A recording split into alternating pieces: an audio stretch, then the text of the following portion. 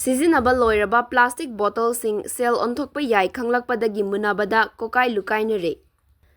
Sijinnaba Loiraba plastic bottlesing miyamna lambida amadi turelda langthoklambadagi haujikti potlamsing adu recycle tawduna afaba maikaida amuk sijinnaba loinana Sijinnaba Loiraba plastic bottlesing pibada Sel Onthokpa Yai Khanglakpadagi haujikti miyamna bottle khomba yomsinnabada Kokkai Lukainadore. Eco Network Hairoki President Sinthangamba Laishramna hai Eco Network Hairokna mahausagi khal kannaba hotnabagi manung channa Hairok Wangjing River Rejuvenation Campaign chathaduna lakpaga mari leinana turel khongban singda haitharamba Sijinnaba Loiraba potlam sing sengdokpada khongatlakpa amadi yumdagi garbage collection tawbada fanglakpa plastic bottle sing mafam chana thamlakpa adu ngasi tentha marong-banda leiba Asok Traders da Sel Onthoknaba khutsinnabani. Environment kanmada aikoi khudingmaki thaudang lei aikoina sijinariba potlam sing lambi sorokta langthokpa yumdagi puthoraklaga turel khongbalda langthokpagi mahainabi asi thadoktuna kanaba hiramda sijinnadana arembada manghanbata nattana mahausagi fibamda chauna amangba piribani. Eco Network Hairokna Hairok Wangjing River lunana na thabnaba afaba ising sijinnanaba rejuvenation campaign chathaduna lakli. Masigi manung channa plastic ki potlamsing recycle tawnaba thabak paikhatpani. Plastic khaktana tana Sijinnaba Loiraba potsak kaya recycle tawnaba tongan